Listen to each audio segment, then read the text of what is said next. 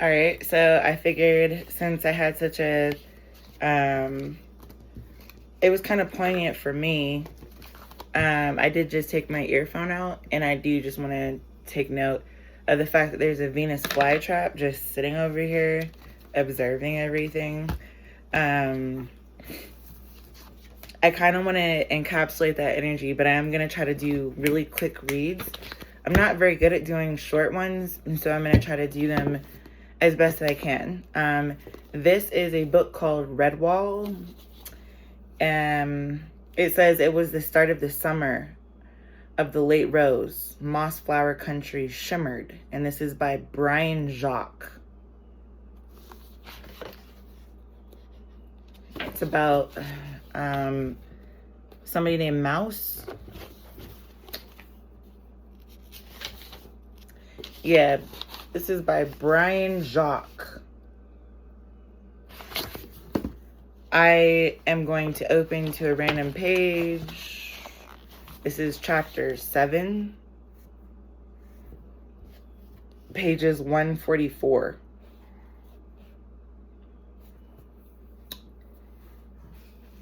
And, you know, the next page. I'm going to read from 144.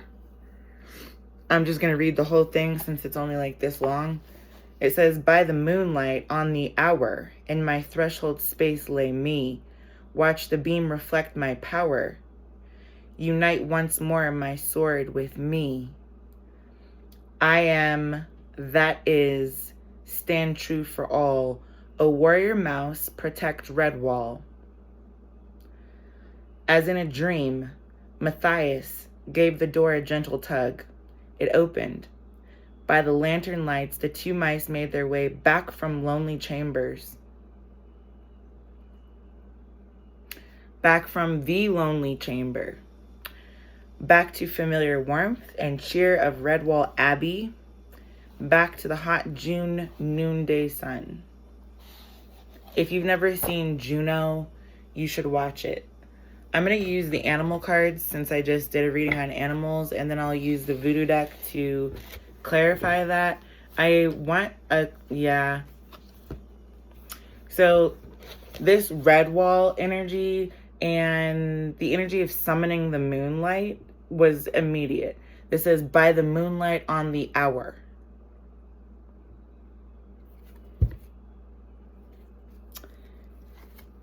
Oh my God. I wasn't going to give this second card any kind of, listen, this is somebody's mother who has unicorn-like abilities. And I'm not talking about being any type of weird sexuality or anything. I'm talking about the ability to discern using the lost, I don't know why I'm just hearing this, the lost information of Nim. If you know what a nimbus is in Hogwarts, it is the actual broom that the witches and warlocks ride in order to try to catch the snitch. And I don't know if you know what Nibiru is, but it is a unseen, unverified planet.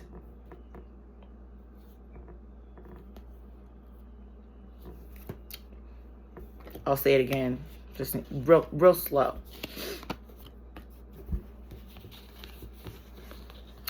An unseen, unverified planet. This was actually in the reverse a second ago. I'm thrilled to see that it is now in the upright. That's what I was waiting for. We're going to get the next book. This is called Cutting for Stone by Abram Verghese. I do just want you to see that, like, obviously, in, like, neon flashing lights, this is going to be relevant. I'm going to open randomly to 502 and 503. I'm going to start on 502. It says Solomon, operating in the bush, had called this. The injury in which the surgeon sees God. The injury in which the surgeon sees God. Okay, Deepak said. Okay, I'm just gonna assume that's Deepak Chopra because I wasn't really feeling the darkness. It was like this close, okay? This close. It says, let's leave it like that. So we're now leaving items that are too close to this retroactive mindset. We're going to leave them where they are, not because we don't care, not because we don't notice, more so because Solomon, operating in the bush, called this out a long time ago. Like I said, I'm at the top of 502. This is Cutting for Stone by Abram Gervers. Oh, it's the babies. Do you hear the Gerber? The Gerber babies. Oh my God. I kind of... okay. My babies are getting older. Oh my God. They're growing up. They're leaving the nest. Okay. This is like dancing to the own beat of your drum with your coochie. And I'm going to say it just like that because it is what it is.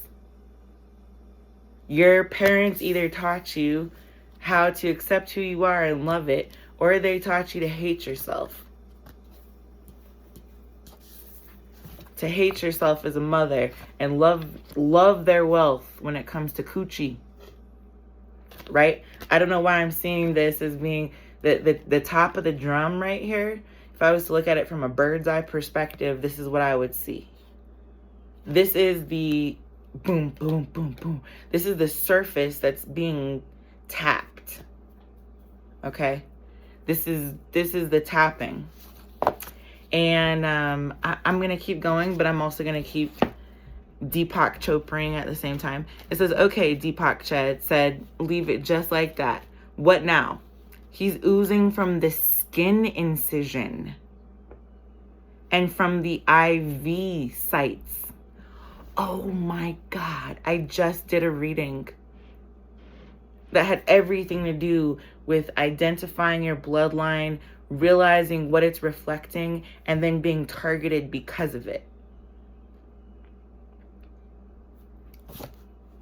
Not even recognizing that every admonishment, every backhanded compliment, every time you decide that you are the jury, the judge, and the executioner for anybody or any species or any type of life form, you are effectively a chicken head.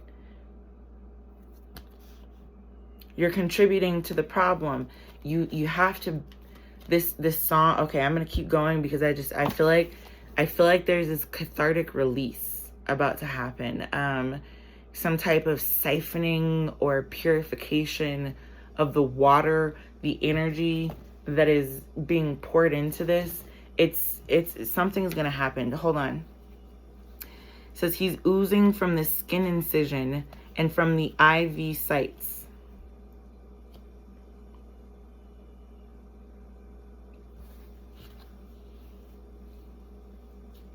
His blood isn't clotting. Deepak had a soft voice, and I had to lean over to hear him. It's inevitable with this much trauma. We open them up, pour fluids into them, and the body temperature drops. We have diluted the clotting system so it stops working. Let's pack around the liver and get out. Put him in ICU, where we can warm him up, give him more fresh frozen plasma and blood. I would mention this Elsa moment that I don't think needs to be mentioned. All I am going to do is just show you that when you're... So babies are actually upside down in utero when they're a zygote, okay? They're upside down like this, which means that the mother, her body is the one that is both the blood is flowing in and flowing out of her umbilical cord, which is attached to the baby inside. I just want to reiterate that for the reasons where we're mentioning frozen plasma, cryogenics, and the fact that all these IV sites that are basically inserted into this specific surgeon have actually become a skin incision, which is a cut. So when people say things like cut the games, or I'm deep in the cut, or cut that scene, now we're gonna go edit. These are the body temperature portions. These are the probes, is what I want to say. The tests, the continued oozing, the bleeding. That's what this is from people attempting to interrupt what has naturally already occurred, which is implantation. And when you're on a plantation, God forbid, let's just talk about the dynamic of self-preservation, because it involves several layers of recognition, acknowledgement,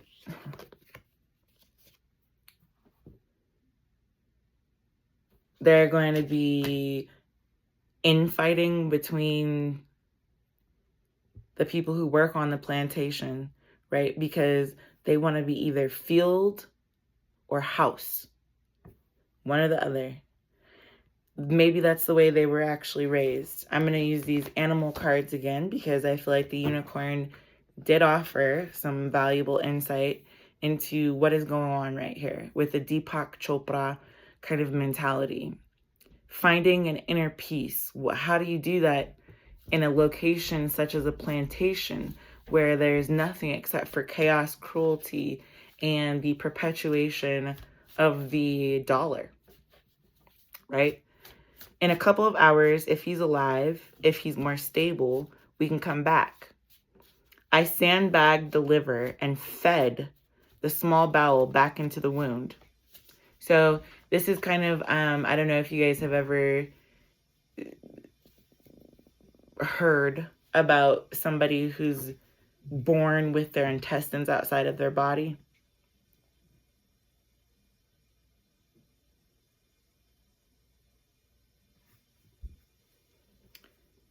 I think that's what's going on in this passage. I'm not 100% sure, but I will reread that.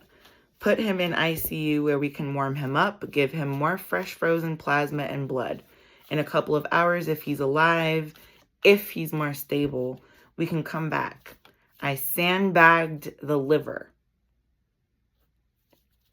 and fed the small bowel back into the wound. Yeah, that's definitely... So if you've ever heard of folic acid deficiencies, sometimes what can happen is that the intestine, the brain, any portion of the body along the spinal column is displaced.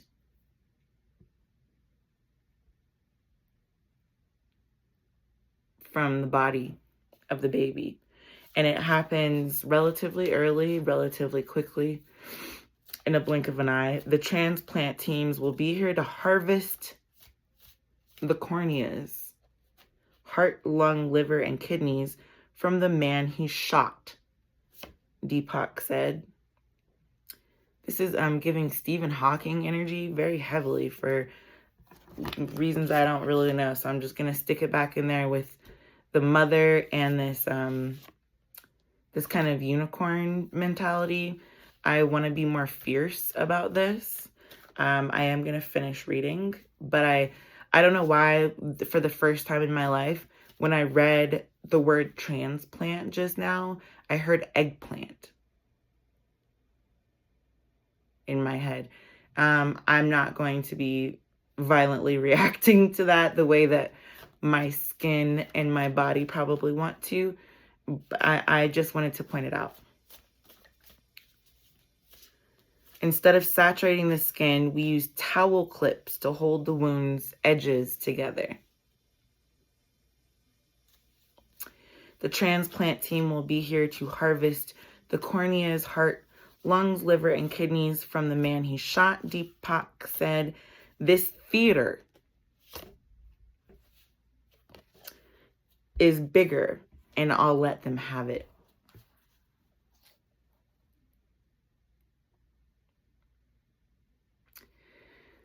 There's this cartoon that I saw one time that was sickening. It literally made me feel like I had been punched in my stomach. It was a man in the water drowning. And there was a gaggle or a group or a whole gathering of people who were acting like the Great Gatsby, very well off, very well positioned, taking photographs of the 1616 individual who is literally drowning.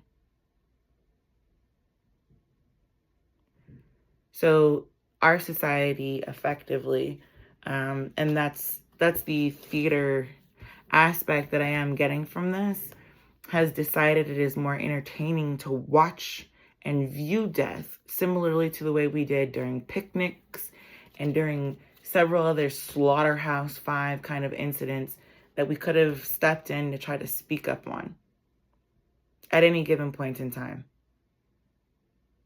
So when we say God blinked his eye and that's when the dinosaurs existed, it's hard to believe that because we have footage that says otherwise. There's no gap in anybody's memory.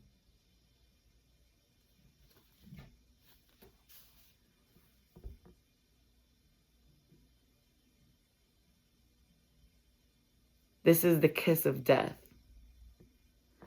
As you're walking through the valley of the shadow of death, as soon as the vultures start trying to feed off of you, it's supposed to give you an aha moment that you have officially crossed over.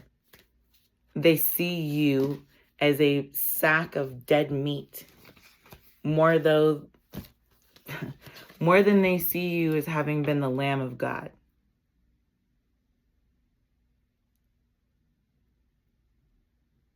They can't even begin to view it. They couldn't wish to have the eyeballs to see it because that's not something that they were endowed with. That profit margin,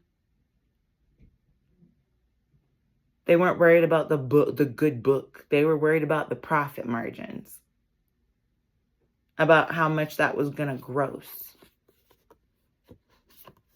This trough of money, damn, this came out again.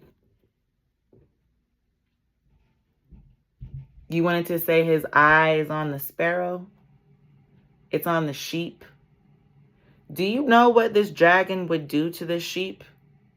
Given the actual opportunity. And I do mean like it's a literal primal instinct towards this sheep. Are you aware of that? Because I dare say it is kind of like a zookeeper putting a lion